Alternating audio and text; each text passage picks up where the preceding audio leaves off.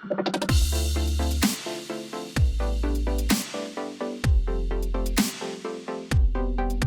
want us to not just have unity at the expense of truth. I want us to have unity around the truth. And so I put together 10 items that are included on this page. It's on my Facebook. Number one, we are called to represent the Lord as his ambassadors. So that is the high watermark. We have to represent the Lord as his ambassadors. Number two, we do not have the liberty to represent any position God does not and will not endorse. So if you're reading legislation, if you're getting involved in anything, I don't care if it's about abortion or anything else, we have to look at everything through the biblical lens. As Christians, we are ambassadors for Christ. And so we don't represent ourselves, we represent the Lord. And so we don't have the liberty to represent any position. You can do it. You may have the liberty to do it, but you'll be in error. And so we don't have the liberty as representatives or as ambassadors to the Lord to represent any position that does not represent the Lord directly. Number three, we are called to oppose any proposition, legislation, or law that is in opposition to God's holy standard. So we don't lay down on this. By the way, I digress. We're not kingdom dominionists. We don't think that we're going to take over the world for Christ. Christ will take over the world on his own. He doesn't need our help. And because we are pre-millennialists at Candlelight, we know that that's something in the future. God's going to take care of all that. But that doesn't mean that we're not salt and light. That doesn't mean that we're not supposed to contend for the faith, contend for truth, contend for life, and uphold righteous standards. There is that whole, kind of left-right swing. Somebody will say, well, look, we're futurists, we're premillennialists, so we can also just be fatalists and say, it doesn't matter, throw your hands in the air, it doesn't matter what we do, God's got it, and we don't have to defend truth at all, and God's going to sort it out in the end. I just don't find that to be a biblical position, even though we are futurist in our eschatology, and all of this relates to, in some way, our soteriology, which I'll come to in a minute. Number four, we must come to see that any compromise of God's holy standard is offensive to him. So if we're compromising the Word of God, it offends him. I don't want to compromise the Word of God. I want to stand for the Word of God and only for the Word of God. Number five, we must understand that compromise of God's holy standard is both directly and indirectly detrimental to the proclamation of the gospel. And so if we really do care about souls, we have to represent the truth. And I realize that a lot of people have a real hard time with this. We want to kind of make God more palatable. We want to kind of dumb down the message of truth so that it's easier to believe. I don't think it's hard to believe anyway. I think that when God graces us with faith and with the ergon, that's Greek, the energy or the power, dunamis, to believe, it comes from him. And it's really more about surrendering to the work of the Holy Spirit that's in you than it is about you trying to work up some energy to believe. And so God is really the one that's implanting us with faith, and he does that by the teaching of the Bible. Faith comes by hearing, and hearing by the Word of God. And so if we're communicating accurately the Word of God, we let God do the work. So we don't have to dumb down the message or simplify to some compromise. We can simply say the truth and leave it to the Lord. I've illustrated this with some of the LGBTQ dilemmas that some people are having today in churching. They don't want to talk about homosexuality because they feel if they talk about homosexuality, then the homosexual person or the person struggling with homosexuality will be offended and therefore leave. They won't listen. That isn't our responsibility. See, our responsibility is to tell the truth, and it's better for us to say that homosexuality or abortion, or you name it, is wrong, even if it's offensive to the hearer, because then the Holy Spirit will work on them and bring conviction to them that will ultimately bring them to the place of understanding why they need the gospel. And so it's like the old story about the guy that gets on an airplane and they tell him, okay, here's a parachute. And he says, I'm not going to wear that in the plane. And he says, yeah, well, once we get, to 30,000 feet, this thing is going to go down. We already know the engines are going to cut and this plane's going to crash. He says, okay, give me the parachute. Because you realize, hey, I've got to have it. I've realized my life is in danger. Well, telling people the truth sometimes is the best thing because it tells them their life is in danger, and then they can look for rescue. And the Lord is our rescuer. Amen? Number 6, we must understand that licensing sin of any kind leads to an all-is-well belief system and will aid in the potential eternal demise of the unrepentant. So if you make people comfortable in their sin, then they don't feel like they need a Savior. Jesus was very good at this. He kept raising the bar to the degree that people felt very uncomfortable. You're familiar with the story of the rich young ruler. I've done all these things for my youth, and Jesus calls him to a higher standard. Well, then sell everything you have and give it to the poor. Ooh, now it hurts. And he turns and walks away. Well, the idea there was, how you doing? You think you're okay? You're not okay. And that's really where the Lord wants all of us at some point in our life to come to that point where we are saying, look, I'm not okay and I can't save myself and I need help. And you're my only help. And so we call upon him. Number 7, we must understand that prosecution of evildoers may be the best human deterrent to unrestrained sin. And so when we do uphold the laws and if we can make righteous laws, righteousness exalts the land, but sin is a reproach to any people. And when we can establish laws that are actually righteous laws, it's very helpful at the end of the day for giving human elements to conviction for sin and deterring sin. And sin is a reproach to any people. We don't want licentiousness everywhere. We don't want people just running amok, doing whatever they want. Take a good hard look at the book of Judges. And when people did everything that was right in their own eyes, what we want to do is do what's right in the eyes of the Lord. Amen? Number 8, we must conceptually understand that any legislation God would not or will not endorse cannot be endorsed by those who represent him.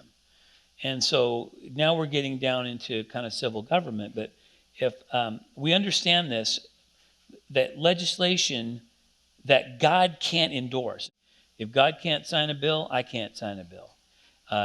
So we have to be careful to think about that. Now, you and I don't necessarily have opportunity to sign bills because we are representative government. There are some things that go to public election, but other things our representatives have to vote on. And so my exhortation to Pastor Tim, to all of our legislators, no matter where they are across the board, is that they take heed to these things. I wrote these to them, by the way, all of them, to Mary Souza and to Vito and all of our representatives and senators. They got this yesterday from me. And so we must conceptually understand that any legislation God would not or will not endorse cannot be endorsed by those who represent him. Number 9, we must come to understand that action designed to cause the erosion of evil is not necessarily an endorsement of any evil remaining. And this one's getting me in trouble with people because I don't think they understand what I'm after here. Let me give you a very, very distinct illustration.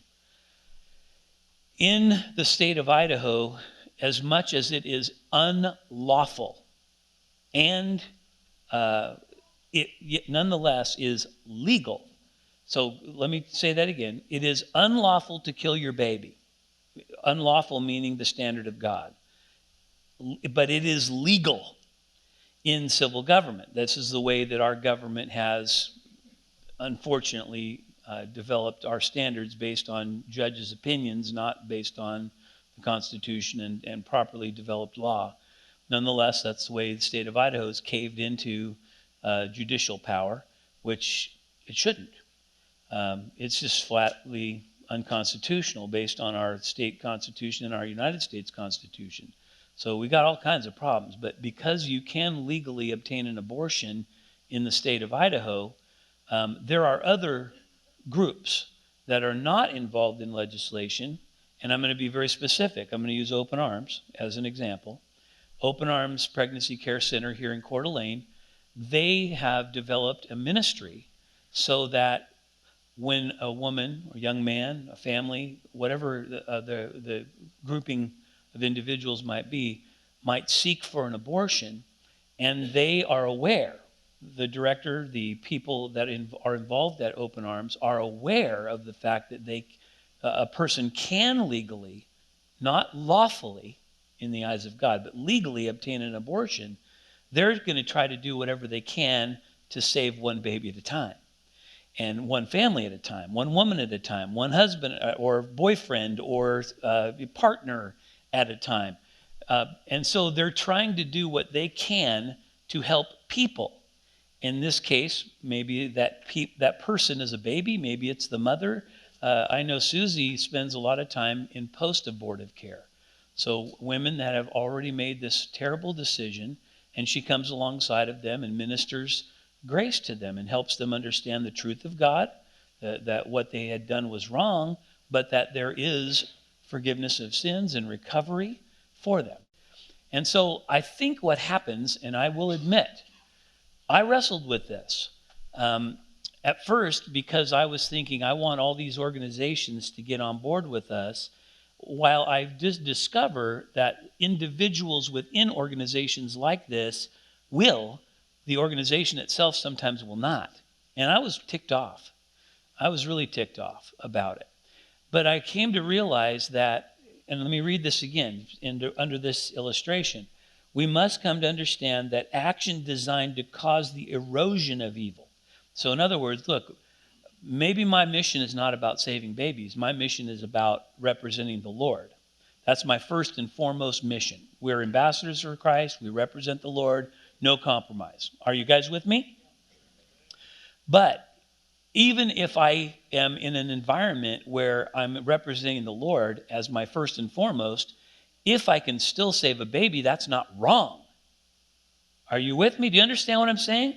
I'm not saying it's wrong to try to save a baby. I'm saying it's right to try to save a baby, even if, in spite of whatever the laws are. So do I want to fight abortion? You better believe it. Am I going to take a hard stand against abortion? You better believe it. Will I endorse any legislation that compromises? No way. But that doesn't mean that I'm going to also look at an organization like Open Arms or some of these others. We've got a really great organization up in Sandpoint. Christina DeNova is the director there, and I really like her. I like her a lot. And so they're taking a different approach. Now, if they were willing to compromise, if any one of these organizations or persons within those organizations are willing to compromise the high standard of God, I would not endorse that. But when it comes to that secondary level of saving a child, I'm gonna be all about helping them save a child, not at the compromise of God's standard.